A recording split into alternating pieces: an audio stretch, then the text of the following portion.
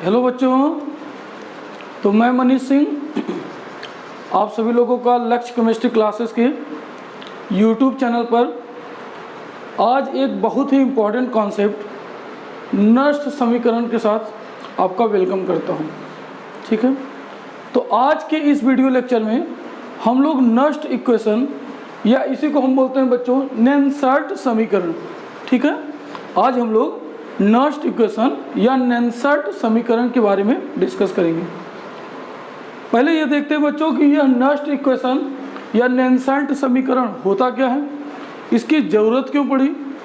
तो देखिए, हमने अभी तक बोला था बच्चों आपको कि कोई हमारा जो विलियन होता है वह उसके लिए कुछ हमने कंडीशंस बताई थी। ठीक है, कुछ कंडीशंस, कुछ मानक कंडीशंस बताए थे।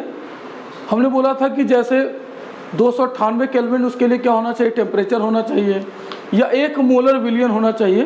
तो यदि यह कंडीशन न हो, इस एक्वस विलियन के लिए यह कंडीशन न हो, तो उसी के लिए नेनसर्ट ने क्या किया बच्चों, एक समीकरण प्रस्तुत किया जिसे हम बोलते हैं नेनसर्ट का समीकरण। ठीक है, या नष्ट इक्वेशन या नेनसर्ट समीकरण। आए बच्चों बात समझिए। तो यह जो समीकरण है ये बेसिकली उस विद्युत अपघट्य के लिए होता है जिसके लिए जो मानक वैल्यू होती है या 298 केल्विन हो या 1 एटमॉस्फेरिक प्रेशर हो, तो अगर यह न हो तब हम वहाँ पे किसका ही प्रयोग करते हैं बच्चों, नेनसर्ट समीकरण या नष्ट इक्वेशन। ठीक है, तो देखिए बच्चों, मान लीजिए कि कोई एक उत्क्रमणीय अभिक्रिया हो रही है। ठीक है, तो मैंने लिखा कि माना एक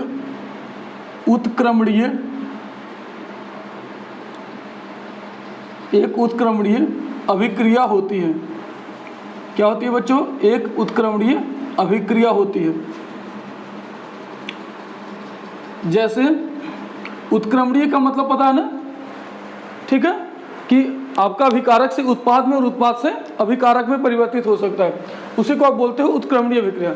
जैसे बच्चों एक आपका ए हो गया और यह बी, ठीक है, यह दोनों अभिक्रिया करते हैं और क्या बनाता है आपका सी और क्या बनाता है डी। ठीक है, सी और डी बनाता है। अब देखिए बच्चों, इसके लिए जो गुणांक है कैपिटल ए के लिए वो स्मॉल ए होगा, जो कैपिटल बी के लिए गुणांक है वो स्मॉल बी होगा, कैपिटल सी के लिए जो स्टैच्यूमेट्रिक होगा गुणांक होगा वो सी होगा, और कैपिटल डी के लिए क्या होगा बच्चों, स्मॉल डी होगा। ठीक है, आया बात समझ, हमने क्या बोला। तो यह आपका क्या है, यह जो ए और बी है बच्चों, यह आपका अभिकारक है। यह क्या है, तो यह है आपका अभिकारक। ठीक है, और यह बच्चों जो कैपिटल सी और डी होता है, यह आपका क्या होता है, यह आपका होता है उत्पाद। इसी को हम रिएक्टेंट बोलते हैं और इसको हम प्रोडक्ट बोलते हैं। ठीक है, तो ए और बी क्या बच्चों, ये आपका रिएक्टेंट या अभिकारक, और सी और डी क्या उत्पाद। अब इसके लिए जो स्मॉल ए, स्मॉल बी, स्मॉल सी और स्मॉल डी है बच्चों, यह आपका गुणांक होता है। ठीक है, स्मॉल ए, बी, सी और डी क्या है बच्चों, तो यह आपका गुणांक, ये इसी को हम स्टैच्यूमेट्रिक बोलते हैं। ठीक है, तो ये हो गया इसके गुणांक की। अब देखिए बच्चों, सपोज करिए एक एग्जांपल से मैं समझाता हूँ कि मान लीजिए क्या है N2 और प्लस में 3H2 गिव्स क्या बनता है बच्चों, प्रोडक्ट अमोनिया में 2NH3। ठीक है, आप बैलेंस करेंगे तो ये आ गया N2 + 3H2 गिव्स में 2NH3। अब देखिए बच्चों, ये अगर कैपिटल ए है तो ये H2 क्या है, कैपिटल बी, और यह क्या है बच्चों आपका कैपिटल सी। तो ये ए हो गया, ये बी हो गया, और ये क्या हो गया सी। तो यहाँ पे कुछ नहीं लिखा है, अगर इसको हम 1 मोल माने तो यह इसका स्मॉल है, ये जो 3 है ये इसका स्मॉल भी है, और यह जो 2 है वो इसका स्मॉल सी है।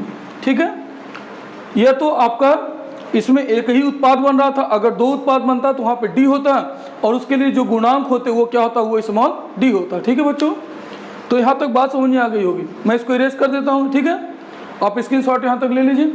चलिए अब देखिए,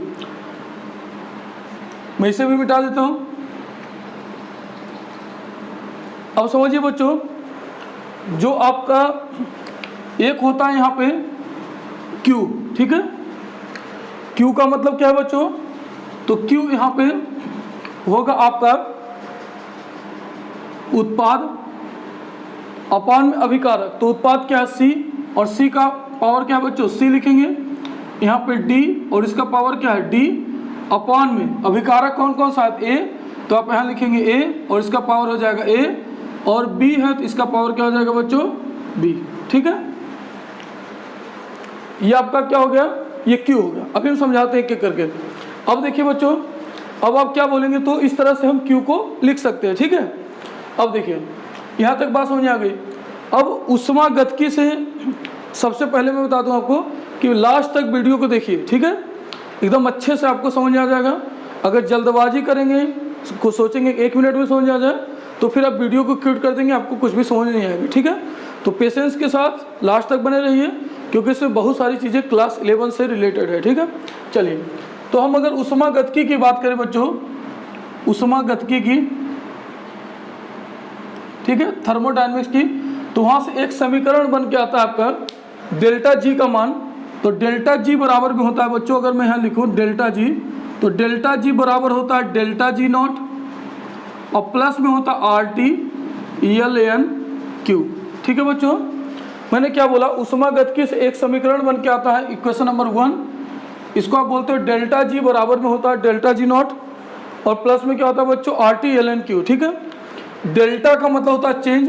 ठीक है, तो यहाँ डेल्टा जी का मतलब क्या है बच्चों, गिब्स ऊर्जा। ठीक है, गिब्स एनर्जी से को बोलते हो, या गिब्स ऊर्जा। तो डेल्टा जी आपका क्या है बच्चों, तो आप बोलोगे गिब्स ऊर्जा। ठीक है, अब देखिए डेल्टा जी नॉट क्या है बच्चों, तो डेल्टा जी नॉट आप किसको बोलते हो, तो इसको बोलते हो मानक गिब्स ऊर्जा। जहाँ पे भी नॉट आ जाता है वहाँ पे आप मानक शब्द का प्रयोग करते हो, तो आप बोलोगे इसके लिए क्या बच्चों, तो आप बोलोगे मानक गिब्स ऊर्जा, मानक गिब्स ऊर्जा। ठीक है, चलिए अब देखते हैं बच्चों आर क्या है। तो आर आपका गैस कांस्टेंट या गैस नियतांक होता है, गैस नियतांक। ठीक है,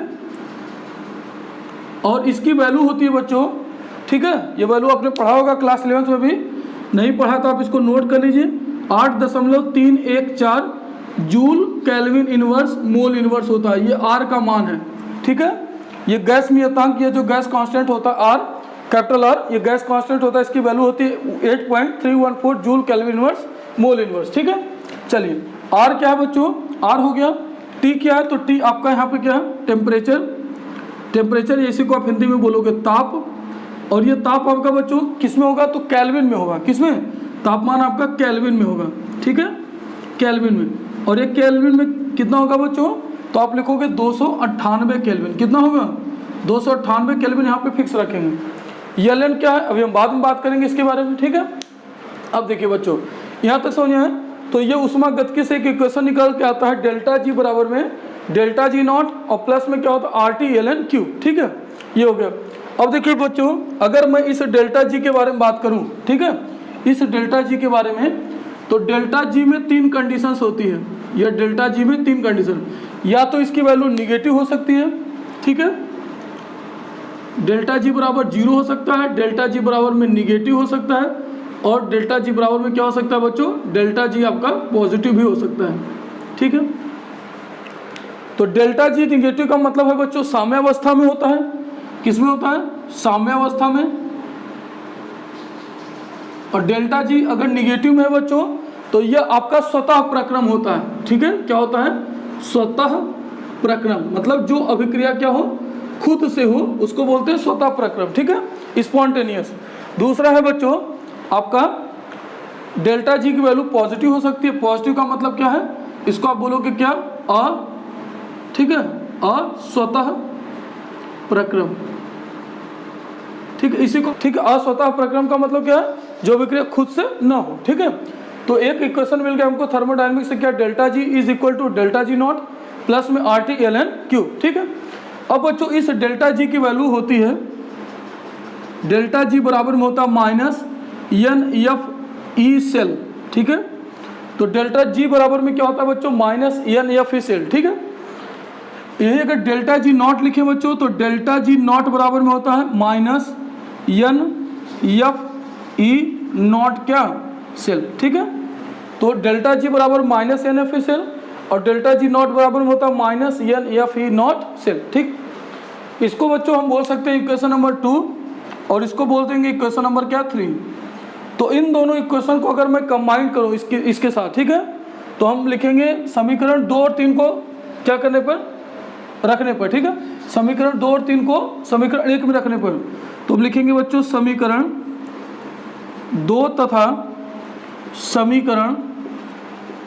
समीकरण 3 को समीकरण 1 में रखने पर, समीकरण 1 में क्या करने पर बच्चों, रखने पर, ठीक है। आप नोट करते जाइए, ठीक है, जरूरत पड़ेगा तो हमें इरेज करना पड़ेगा, ठीक है।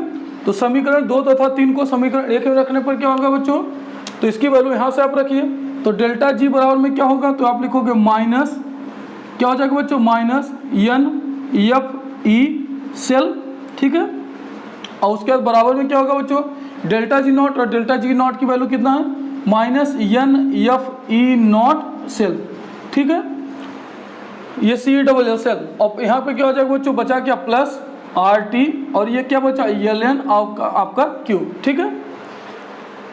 क्यू का मतलब आपको समझ नहीं आया होगा बच्चों, ठीक है, क्यू का मतलब यहाँ पे किससे है, इस रिएक्शन से मतलब होता है, ठीक है, और इसका मतलब है उत्पाद अपॉन में क्या लिखोगे आप, अभिकारक, ठीक है, ये अभिक्रिया को प्रदर्शित करने की विधि है। अब देखिए, तो ये हो गया minus N F E cell is equal to minus N F E naught cell, और प्लस में क्या, R T L N Q, ठीक। अब बच्चों यहाँ पे यन क्या है, इसके बारे में समझते हैं, ठीक है। यन क्या है, तो नंबर ऑफ इलेक्ट्रॉन्स हैं, ठीक है। यन क्या होगा, तो इलेक्ट्रॉनों की संख्या, कैसी इलेक्ट्रॉनों की संख्या, जो स्थानांतरित, जो ट्रांसफर होते हैं इलेक्ट्रॉन, तो स्थानांतरित इलेक्ट्रॉनों की संख्या या विस्थापित इलेक्ट्रॉनों की संख्या, ठीक है। तो यन क्या है बच्चों, तो आप बोलोगे विस्थापित इलेक्ट्रॉनों की क्या, इलेक्ट्रॉनों की संख्या, ठीक है, विस्थापित इलेक्ट्रॉनों की संख्या। यफ क्या है बच्चों, तो यफ आपका होता है फैराडे कांस्टेंट, या इसी को आपने सुना होगा फैराडे नियतांक या फैराडे कांस्टेंट, ठीक है। तो ये बच्चे फैराडे होता है, फैराडे नियतांक, फैराडे नियतांक, और इसकी वैल्यू होती है बच्चों 96,500 कूलाम। कितना होता है, 1 फैराडे बराबर होता है 96500, ठीक है, 96,500 क्या होता है, कूलाम, ठीक है। तो ये मिल गया आपको कहाँ से वैल्यू, तो 1 फैराडे बराबर 96,500 कूलाम, ठीक है। तो हमें इसके बारे में पता चल गया। एन एफ ई सेल क्या है बच्चों, तो ई सेल आपका होता है सेल विभव। ई सेल क्या है बच्चों, तो ई सेल है हमारा सेल विभव, ठीक है, सेल विभव। क्लियर हो गया, चलिए। तो हमने क्या देखा, minus N F E cell is equal to minus N F E naught cell, और प्लस में क्या मिला, R T L N Q, ठीक है। अब देखिए बच्चों, इस एल एन का मतलब क्या है, एल एन को पहले समझते हैं। तो मुझे लगता है कि मुझे अब इरेज कर देना चाहिए, ठीक है। आप इतना नोट कर लीजिए, मैं एक बार हट जाता हूँ, ठीक है, फिर मैं इसको इरेज करके आगे लिखता हूँ। चलिए, अब देखिए बच्चों, तो अब हम क्या करते हैं, इसको मैं इरेज करता हूँ इन सभी को, ठीक है। अब देखिए, अब एल का मतलब क्या है बच्चों, यहाँ पे देखिए लॉग को 2 टर्म में लिखते हैं। लॉग की अगर हम बात करें, ठीक है, तो लॉग को बच्चों 2 टर्म में लिखा जाता है। इस लॉग को एक होता है लॉग बेस ई और एक होता है लॉग बेस 10, ठीक है। एक होता है बच्चों लॉग बेस ई मतलब एक्सपोनेंट, और दूसरा होता है बच्चों आपका लॉग बेस क्या 10, ठीक है। अब लॉग बेस ई का मतलब है क्या है बच्चों, इसी को आप लिखते हो एल एन, इसी को क्या लिखते हो, लॉग बेस ई होता है, तो इसको एल एन लिखते हो। और मान लो ये आपका कोई एक्स के मल्टीपल है, तो इसको क्या लिखोगे बच्चों, एल एन क्या हो जाएगा आपका एक्स, ठीक है। दूसरा, अगर log बेस 10 है बच्चों, और ये आपका मान लो x के मल्टीपल है, तो इसको आप क्या लिख देते हो, तो ये लिखोगे log, और ये क्या हो जाएगा बच्चों, यहाँ सीधे लिखोगे आप log x, ठीक है। तो अगर ध्यान से समझिएगा, ठीक है, लास्ट तक बने रहिए, कॉन्सेप्ट तभी समझ आएगा। log बेस e है बच्चों, तो इसको ln लिखोगे, और x अगर इसका मल्टीपल है तो x लिखोगे। अगर log बेस 10 है बच्चों, तो इसको आप log लिख सकते हो, और x है तो आप हो गया क्या, log x, ठीक है। मतलब अगर आपको कहीं पे मिल जाए क्या, log n, तो log ln अगर मिल जाए लिखा हुआ, ln का मतलब नेचुरल log, तो ln का मतलब क्या हो गया बच्चों, तो log, तो अगर ln मिल जाए तो ln बराबर होता है log क्या, log बेस e, ठीक है। ln का मतलब क्या है बच्चों, log बेस e। तो अगर इस ln को, log बेस e को हमें log बेस 10 में कन्वर्ट करना है, तो log, ठीक है, ये ln होगा बच्चों, तो log बेस e इसी को बोलते हैं। ln का मतलब क्या है, ln बराबर हो गया log बेस e। तो log बेस ई का बराबर में क्या लिखोगे बच्चों, ध्यान से समझिएगा। तो इसको आप लिखोगे क्या, log, और बेस में क्या होता है बच्चों 10, ठीक है, log बेस 10। तो अब यहाँ पे क्या करोगे बच्चों, इसको कन्वर्ट करने के लिए ln को आप किससे मल्टीप्लाई कर दोगे, ठीक है, तो 2.303 से आप मल्टीप्लाई कर दोगे, ठीक है। तो यह ln आपका किस में कन्वर्ट हो जाएगा, log बेस 10 में, और यह केवल log लिखा रहेगा बच्चों, तो अभी हम समझ जाएंगे तो यह किस में वैल्यू है, तो यह वैल्यू है log बेस 10 में। लेकिन अगर केवल ln लिखा है, ln का मतलब होगा log बेस e, और अगर ये लो जी log लिखा है, इसका मतलब क्या हो जाएगा बच्चों, तो log बेस 10, ठीक है। तो देखिए log बेस e का मतलब है ln, log बेस 10 का मतलब है ये लो जी log, ठीक है, या फिर log का मतलब है log बेस 10। दूसरा ln बराबर क्या हो जाएगा बच्चों, तो log बेस e, मतलब क्यों, क्योंकि ln को हम बोलते हैं log बेस e, ठीक है। अगर यही ये लो जी log हो जाए तो इसका मतलब है कि log बेस 10। तो इस ln को अगर हमें log में कन्वर्ट करना है, नेचुरल log को log में कन्वर्ट करना है, तो मल्टीप्लाई कर देंगे किससे बच्चों, 2.303 में, ठीक है। ये बिल्कुल मैथमेटिक्स का कॉन्सेप्ट है, लेकिन केमिस्ट्री में पूरी तरह से यहाँ यूज होता है, और पूरा मैं आपको कॉन्सेप्ट सिखाऊंगा लास्ट तक, ठीक है। तो यह ln बराबर में क्या हो जाएगा बच्चों, 2.303, और ये हो गया आपका log, ठीक है। यहाँ तक क्लियर हो गया। अब देखिए, तो सीधे आप ln को कन्वर्ट करने के लिए क्या करोगे, 2.303 से मल्टीप्लाई कर दोगे तो आपको पता चल जाएगा, ठीक है, log बेस 10 में आ जाएगा। किस में आ जाएगा, तो ये हो जाएगा log बेस 10 में, ठीक है। इसको केवल आप लिखते हो log, ठीक। चलिए यहाँ तक क्लियर हो गया। तो हमने क्या देखा बच्चों, माइनस NF सेल बराबर हो जाएगा minus NF naught cell plus में RT ln क्यूब। अब इसको क्या करते हैं बच्चों, इसको हम NF से भाग देंगे, ठीक है।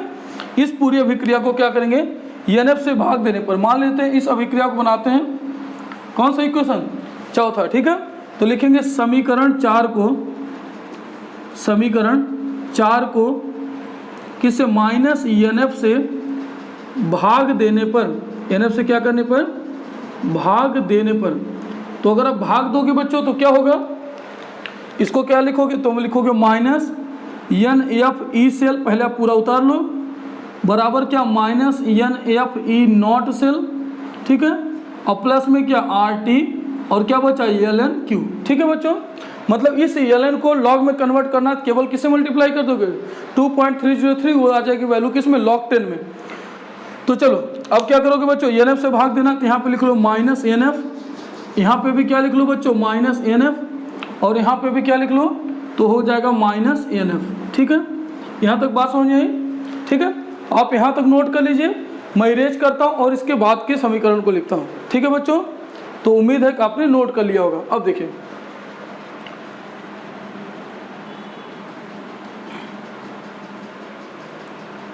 चलिए, तो अब क्या करते हैं बच्चों, इसको मैं सेकंड पार्ट बना लेता हूं। अब देखिए, तो इसको मैं लिख सकता हूं माइनस से माइनस कट जाएगा, NF से NF कट जाएगा, तो क्या बचेगा बच्चों, E सेल। तो आप लिखोगे E सेल बराबर में क्या हो जाएगा बच्चों, तो यहाँ पे हो गया माइनस, देखिए NF से आपका कट गया NF, माइनस से माइनस कट जाएगा, तो E नॉट सेल, तो लिखोगे E cell is equal to क्या, E नॉट सेल, ठीक है।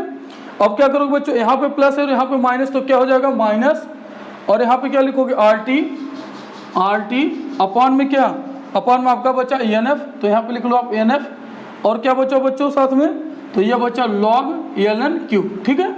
ये ln क्यूब है, log बेस e इसको बोलते हैं, और log बेस 10 में चेंज करना, बस आप क्या करो बच्चों, 2.303 से मल्टीप्लाई कर दो। तो क्या मिला बच्चों, हमें मिल गया E cell is equal to E naught cell, ठीक है। ये भी आपका नट समीकरण मिल गया। तो E cell is equal to E naught cell और माइनस RT अपॉन में क्या NF, और ये क्या ln क्यूब, ठीक है। ln का मतलब नेचुरल लॉग, ठीक है, log बेस e बोलते हो, और Q आपका जो कोफिशिएंट मिला था उत्पाद बटे में क्या, अभिकारक, ठीक है। ये हो गया। चलिए बच्चों, अब क्या करोगे, आप आपका E सेल क्या है, पूछोगे E सेल क्या है, तो E सेल आपका सेल विभव है, और E नॉट सेल क्या है, तो मानक सेल विभव, ठीक है। R की वैल्यू कितनी होती है बच्चों, चलिए अब मैं इसको इरेज करता हूँ नीचे वाला, ठीक है। तो आपको मिल गया क्या, नष्ट समीकरण, समझ आए। तो ये आपका हो गया क्या बच्चों, नष्ट समीकरण। अब इसको हम और थोड़ा सा एक्सप्लेन करते हैं, ठीक है। तो देखिए, अब क्या होगा बच्चों, अब क्या करोगे आप, तो R की वैल्यू रखोगे कितना, तो आप मान रखते चलो, तो R होता है गैस कांस्टेंट, गैस नियतांक, और इसकी वैल्यू होती है 8.314 जूल केल्विन इनवर्स क्या, मोल इनवर्स होता है, ठीक है। अब देखिए टी का वैल्यू कितना है बच्चों, तो टी आपका है 298 केल्विन, ठीक है, केल्विन रखेंगे। एन बच्चों नंबर ऑफ इलेक्ट्रॉन से जितना विस्तार, जैसे गैल्वेनिक सेल पढ़ रहे थे तो हमने आपको बताया था कि जिंक डबल प्लस में कन्वर्ट हो रहा है, तो 2 इलेक्ट्रॉन वहाँ से क्या हो रहा है, ट्रांसफर हो रहे हैं, जबकि कॉपर डबल प्लस कॉपर में तो वहाँ भी 2 इलेक्ट्रॉन्स, ठीक है। तो दोनों इलेक्ट्रोड के लिए कितना इलेक्ट्रॉन हो रहा है उसको हमें देखना है, वो हम आपको न्यूमेरिकल सॉल्व करवाते समय बताएंगे। अब देखिए यह बच्चों क्या है, तो आपका फैराडे नियतांक और इसकी वैल्यू कितना होता है 96,500, यही बताया था कूलम। अब ये एलन क्या है बच्चों, तो एलन को हमने अभी बताया, ये लॉग बेस क्या है, लॉग बेस ई है, इसको 10 में चेंज करने के लिए 2.303 से क्या करोगे, मल्टीप्लाई कर दोगे, मतलब एलन बराबर हो जाएगा बच्चों 2.303, और यहाँ पे क्या आ गया बच्चों, आपका आ गया लॉग, ठीक है, और क्यू है तो आप लिखोगे क्या, लॉग क्यू, ठीक है। तो एलन क्यू बराबर होता है, एलन क्यू बराबर 2.303 लॉग क्यू, यहाँ तक समझ में आया बच्चों। चलिए अब इसको सॉल्व करते हैं, तो ई सेल बराबर हो जाएगा आपका, तो आप लिखोगे E cell is equal to E naught cell minus R की वैल्यू कितना रखेंगे, तो 8.314, ठीक है, और इंटू में टी कितना है बच्चों 298 केल्विन होता है, और बटे में क्या है, यन के जगह यन रखिए, कुछ भी इसमें चेंज नहीं करना है, और यह फैराडे कांस्टेंट कितना है बच्चों 96,500 कूलम्ब होता है, ठीक है, और एलन के जगह आप रख दीजिए 2.30 क्या 3, और यहाँ क्या बचा क्यू, तो क्यू जब हम सॉल्व करेंगे तो हमारा आ जाएगा, ठीक है। चलिए तो इसको आप बच्चों सॉल्व कर लोगे इस पूरे कॉन्सेप्ट को, ठीक है, इतना आप सॉल्व करोगे क्या क्या, तो 8.314, ठीक है, 8.314 और गुने में 298 गुने 2.303 और बटा में 96,500, ठीक है, यन ऐसे ही रहने देंगे। तो हमारा क्या आ जाएगा बच्चों, E cell is equal to क्या, ई नॉट सेल माइनस क्या बचा बच्चों, इसको सॉल्व करेंगे तो वैल्यू आएगी 0.0591, ठीक है, 0.0591, तो यहाँ पर रख दीजिए माइनस 0.0591 अपॉन में क्या यन, ठीक है, और यहाँ पे क्या बचा बच्चों, और साथ में ये सब सॉल्व हो गया, तो ये क्या बचा, तो आप यहाँ पे लिख लोगे क्या लॉग क्या क्यू, ठीक है। तो E cell is equal to E naught cell minus 0.0591 upon में एन लॉग क्यू। अब कहोगे ये लॉग क्यू कहाँ से है, तो यह आपका जो एलन था, एलन को 2.303 और इसी को लिख लीजिए क्या, तो इसको लिख लीजिए लॉग क्यू, ठीक है, ऐसे। तो ये बच्चा बच्चों आपका हो गया। अब ये फाइनल जो आया आपका, मतलब मुझे इतना अब रखने की जरूरत नहीं है, डायरेक्ट अगर हम इस फार्मूले पर रखेंगे तो नर्स समीकरण इसी को आप बोलोगे और इसी से हम न्यूमेरिकल को सॉल्व करेंगे, ठीक है। यह भी आपका नर्स समीकरण है, यह भी आपका क्या है बच्चों, यह भी आपका नर्स समीकरण है, ठीक है, इसी को आप नैनसर्ट समीकरण बोलते हो, नैनसर्ट समीकरण, ठीक है। और जो यह हमने नीचे लिखा है बच्चों, यह भी आपका क्या है, तो यह भी आपका नैनसर्ट समीकरण है, नैनसर्ट समीकरण, ठीक है। तो आप बोलोगे कि हम न्यूमेरिकल सॉल्व करते समय किसको रखेंगे, तो आप इसी को रखोगे, आसानी से सॉल्व हो जाएगा। तो ई सेल आपका क्या सेल विभव बराबर ई नॉट सेल मानक सेल विभव माइनस 0.0591, ये वैल्यू कहाँ से आई, तो इसको सॉल्व करेगा तो वैल्यू आ जाएगी 0.0591 अपॉन में यह नंबर ऑफ इलेक्ट्रॉन्स कितना चेंज हो रहा है वो हम आपको सिखाएंगे, और यहाँ पे लॉग, ठीक है, यहाँ पे आप लॉग रख देंगे, लॉग की वैल्यू निकालना सिखाएंगे, और ये क्यू आपका जो उत्पाद और बटे में क्या है बच्चों अभिकारक, ठीक है। तो ये हमने सीखा किसके बारे में, नैनसन समीकरण में। तो क्या क्या बताया जरा सा रिवाइज करते हैं जल्दी से। हमने बोला किसी उत्क्रमणीय अभिक्रिया के लिए क्या करोगे बच्चों, आप उष्मागतिकी से एक अभिक्रिया आती है, क्या याद करना आपको, डेल्टा जी, और डेल्टा जी क्या है तो गिब्स ऊर्जा, तो डेल्टा जी बराबर में होता है डेल्टा जी नॉट और प्लस में क्या होता है RT ELN Q, ठीक है। अब क्या करोगे बच्चों, तो आप उसको वैल्यू को रख दीजिए, डेल्टा जी बराबर में क्या होता है माइनस NF सेल, और डेल्टा जी नॉट बराबर होता है माइनस NFE नॉट सेल, तो दोनों को वैल्यू रख देंगे और वैल्यू सॉल्व कर लेंगे। और ये आपका R की वैल्यू है गैस नियतांक 8.314 joule kelvin inverse mole inverse, T बच्चों 298 केल्विन, और एफ क्या फैराडे नियतांक इसी को बोलते हैं, फैराडे कांस्टेंट 96,500, एक्चुअली में होता है 96,487, ठीक है, लेकिन इसको सॉल्व करने के लिए हम इसको रखते हैं 96,500, ठीक है, ये हो गई बात। तो इस तरह से सॉल्व करेंगे तो ये बच्चों आपका कहलाता है नैनसर्ट समीकरण या नर्स्ट इक्वेशन। तो आई होप आपको बिल्कुल कॉन्सेप्ट समझ आया होगा, और इसके आगे की वीडियो में हम कुछ न्यूमेरिकल सॉल्व करेंगे इससे रिलेटेड, ठीक है। तो अगर कॉन्सेप्ट अच्छा लगे, समझ में आया तो प्लीज़ चैनल को लाइक करिए, सब्सक्राइब करिए, अपने फ्रेंड के साथ शेयर करिए, और हमें ज़रूर बताइए कि आपको वीडियो कैसा लगा। Thank you.